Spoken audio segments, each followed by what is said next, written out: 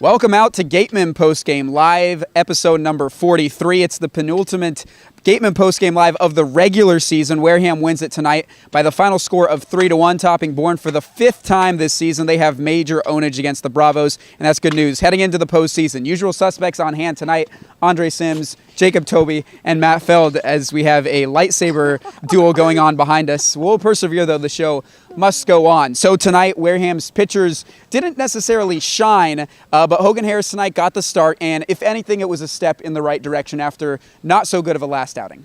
Yeah, his last outing, 1 inning, 5 earned runs versus Chatham a couple weeks ago, then takes a little trip on the cruise. That's fun, I guess.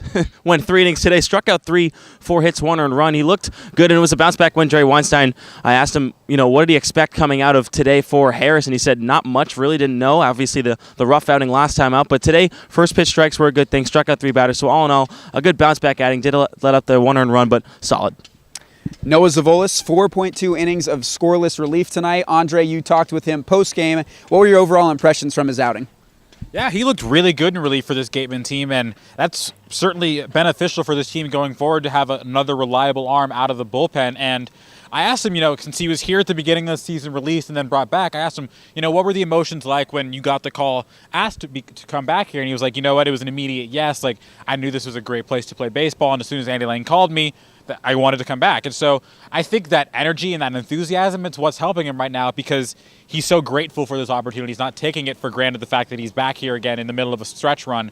And he looked good. He realizes what kind of pitcher he is. He's not going to type to overpower anyone. He realized that he pitches to contact, and that's his strength. And so that confidence of being who he is, I think, is really helpful for him going forward.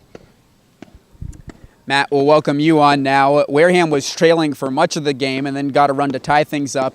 And then a 2-run scoring single for Colton Shaver in the 6th inning. Wasn't necessarily hard contact, but for Shaver, just the same thing as it has been the entire season, comes through with runners in scoring position.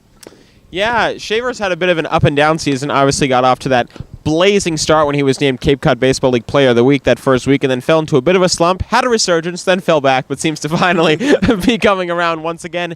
And he hasn't really necessarily been hitting for that power over the last week or so that we're accustomed to, but he's putting the ball in play, and on that 1-2 curveball, just reached out and sprayed it into right field for that clutch 2-run single right through that hole between first and second. I talked to Shaver after the game was over, and he said that they were noticed that Norman was throwing him sliders all game long, and so he just had to adjust to that fact. He stayed back, waited back, and just slapped the bat out to get that base hit to go between first and second. And that was big because with no Sheets, with no Bartosik, with no Bart, there wasn't a lot of power in this game and lineup, and so Shaver was going to have to be the one to come through, and ultimately he did. Down the aisle for hot takes, Andre, starting with you. Well, this was my last game at home, and I think similar to this Gatemen team and a lot of these Gatemen players, it was an up-and-down season for me.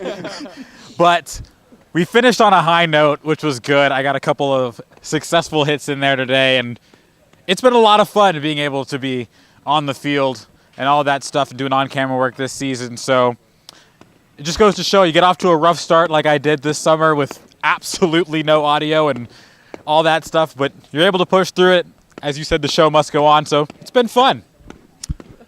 I don't really have a baseball-related hot take, so I'm going to go, with some love for this guy over here. He's gone through a lot this summer, and, he's helped me a lot with my interview selections and what to work on and whatnot. He's a specialist interviewer, so I thank you for that, and he's obviously gone through the technical difficulties and such, but good broadcaster. He's going to have a good future, and we'll miss him dearly. Well, it was a feel-good feeling tonight at the ballpark with Intern Appreciation Day, and we have our own Intern Appreciation moment here on Gatemen Postgame Live. Guys, it hits deep right there. Man. Matt, we can go over to you first. Yeah, Andre, I love you, but mine will be a baseball-related take.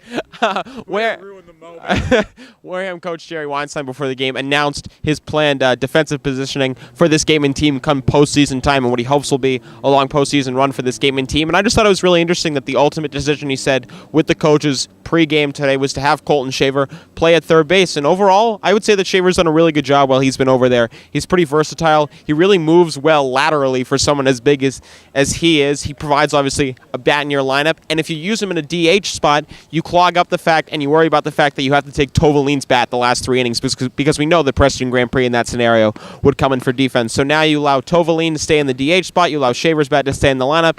You get what you believe is going to be some solid defense over at third base. And also, if you see a matchup earlier in the game that you don't like in Tovalin, you can always have Alex Destino come off the bench and DH, and you don't have to worry about your defensive alignment. So all in all, I thought it was a pretty good call to have Shaver start at third base in the postseason. What's happened here in the regular season, for the most part, will probably not have the biggest impact on what happens in the postseason, but my hot take tonight is that Wareham has to be feeling pretty darn good about themselves, especially heading into the first round, taking on these same Bourne Braves. Tonight, they rolled out the lineup that is not going to be anywhere close to what we're going to see in Game 1 of the playoffs. It was one that featured guys moving up and down the order. Giratano batted second, Metz batted third, Ezekiel Sanchez got the start tonight, and for Wareham to come out victorious, even with that lineup tonight, should speak hugely about this team's overall success against Bourne this season. Now their 5th win, and they were actually doubled in hits tonight. Bourne had 8, Wareham only had 4, and yet they're still able to grind out a win. Now their 8th win in a row at home this season. So that'll do it for everyone here at our WCTV crew, the Cape Cod Baseball League Network. From all of us to all of you listening back at home, thanks so much for watching this episode of Gatemen Postgame Live. We'll see you tomorrow for the final time in the regular season from Cotuit, Massachusetts and Lowell Park.